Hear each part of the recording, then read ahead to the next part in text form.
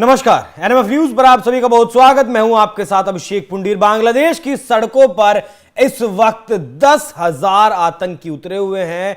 ये अगर आप सुनेंगे तो आपको अजीब लगेगा, लेकिन जिस वक्त अगस्त में तख्तापलट बांग्लादेश में हुआ था, उस वक्त आपने एक खबर जरूर सुनी होगी कि बांग्लादेश की जेलों में जो आतंकी बंद थे, जो देश विरोधी लोग बंद थे, उन सभी को छोड़ दिया गया है, क्योंकि राज इस वक्त बांग्लादेश में जमात इस्लामी कर रही है। जमात उल मुजाहिदीन इस वक्त बांग्लादेश में राज कर रहे हैं। नाम भले ही मोहम्मद यूनुस का लिया जाता हो, लेकिन राज इस वक्त बांग्लादेश में बांग्लादेश के कट्टरपंथी संगठनों का है। और कट्टरपंथी संगठन जब किसी देश पर राज करते हैं तो हाल अफगानिस्तान का, जो आज आप तालिबान का जो राज देख रहे हैं, वही होता है। लेकिन खबर यह है कि बंगाल बॉर्डर पर निगरानी भारतीय सेना के द्वारा बढ़ा दी गई है, क्योंकि ऐसी जानकारी मिली है, खुफिया रिपोर्ट्स ऐसी मिली हैं कि बंगाल बॉर्डर से वो आतंकवादी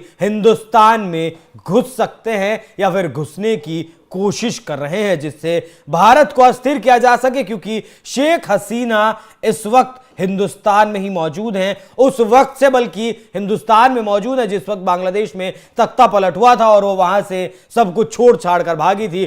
तब से हिंदुस्तान की ही शरण में वो हैं। हालांकि बांग्लादेश की तरफ से ऐसे बयान दिए जा चुके हैं कि जो 16 साल राज किया है शेख हसीना ने, वो भी भारत की ही बदौलत किया है, और आज जो कुछ करवा रहा है बांग्लादेश में, वो भारत ही करवा रहा है। तो बांग्लादेश में क्या कुछ आतंकियों का जो हिसाब किताब है वो चल रहा है, उसे जानने के लिए आपको समझना होगा कि समाचार एजेंसी एएफपी के मुताबिक बांग्लादेश के जेल प्रमुख सैयद मोहम्मद मोताहिर हुसैन ने 4 दिसंबर को ढाका में ये प्रेस वार्ता के दौरान बताया कि जो प्रदर्शनों के दौरान तकरीबन 2200 जो कैदी थे जेल से भाग गए थे, उनमें से 1500 को पकड़ लिया गया। 700 से ज्यादा अभी भी फरार हैं और इनमें 70 से ज्यादा जो आतंकवादी हैं वो आतंकवाद के मामले में जेल में बंद थे। इसीलिए भारतीय सुरक्षा बलों को अब अलर्ट कर दिया गया। इसके अलावा रेलवे स्टेशन, रेलवे सुरक्षा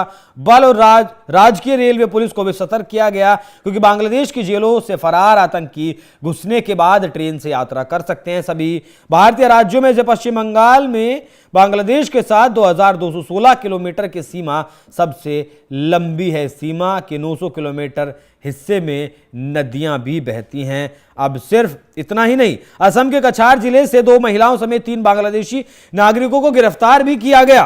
पुलिस ने सोमवार को जानकारी दी। एक वरिष्ठ अधिकारी ने बताया कि तीनों को कटिगोरा क्षेत्र में गश्ती दल ने उस समय पकड़ा जब वो एक कार से जा रहे थे। पीटीआई के मुताबिक तीनों बांग्लादेश के हबीबगंज के निवासी हैं। उनकी पहचान झूमा दास, करुणा रानी दास और रिमोन वैष्णव के रूप में हुई है। ये सभी कटिगोरा सीमा के रास्ते भारत में दाखिल हुए थे। तो बांग्लादेश से भारत में दाखिल होना बहुत ज्यादा मुश्किल काम नहीं रह गया है। लेकिन यहां एक और खबर है जो भारत की परेशानी को बढ़ाती है, भारत की परेशानी को बढ़ाने वाली है। जेएमबी हमने चिन्मय दास ने जो आंदोलन बांग्लादेश की सड़कों पर किया था, जिसके लिए उनके ऊपर देशद्रोह का मुकदमा लगाकर उन्हें जेल में डाल दिया गया, उसी जेएमबी के जो आतंकी हैं वो उन हिंदुओं को चुन चुनकर निशाना बना रहे हैं जिन हिंदुओं ने वो प्रदर्शन किया था। शेख हसीना की सरकार जाने के बाद हालात बहुत ज्यादा खराब हुए हैं, हालात बहुत ज्यादा बदले गए हैं। हालांकि बांग्लादेश का जो आतंकी संगठन है जेएमबी, इस पर भारत ने 2019 में बैन लगा दिया था। भारत के अलावा बांग्लादेश, मलेशिया, यूके और ऑस्ट्रेलिया जैसे देशों ने भी इसे आतंकी संगठन की लिस्ट में डाल दिया गया था। 10,000 आतंकवादी इस वक्त इसके बांग्लादेश की सड़कों पर घूम रहे हैं और ये 10,000 आतंकी, इसके संगठन में 10,000 आतंकी हैं, जो भारत के लिए बहुत बड़ा खतरा कभी भी साबित हो सकते हैं। 700 आतंकवादी जो अभी तक जेल से फरार हैं, उनमें से 70 आतंकवादी ऐसे हैं जो इनका मकसद समझ लीजिए पहले। बाकी आतंकी संगठनों की तरह जेएमबी का मकसद भी इस्लामिक शासन स्थापित करना है।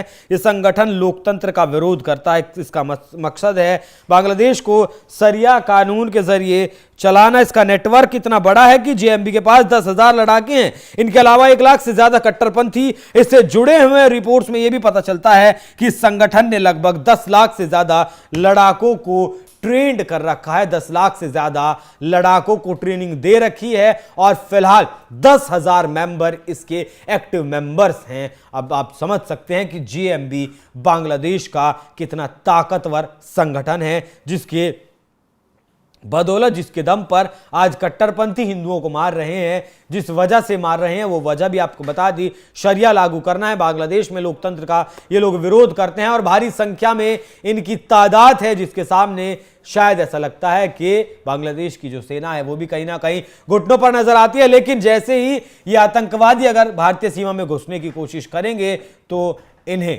चुन चुन कर वहीं पहुंचा दिया जाएगा जहां की ये बातें करते हैं। जिन हुरों की बातें करते हैं, वो 72 हुरों का मसला हो या फिर दूध की नदियां हो, शहद की नदियां हो, भारतीय जो सेना है वो गुरेज नहीं करेगी किसी भी सूरत में कि इनका इलाज ना किया जाए। कई देशों में ये फिलहाल चलता है। अब देखना दिलचस्प होगा कि क्या कुछ बांग्लादेश में घटता है और क्या वाकई में ये बांग्लादेशी आतंकवादी भारत को अस्थिर करने की कोशिश करते हैं। इस पूरी खबर पर क्या कुछ आपकी राय कमेंट कर हमें जरूर बताएं। धन्यवाद।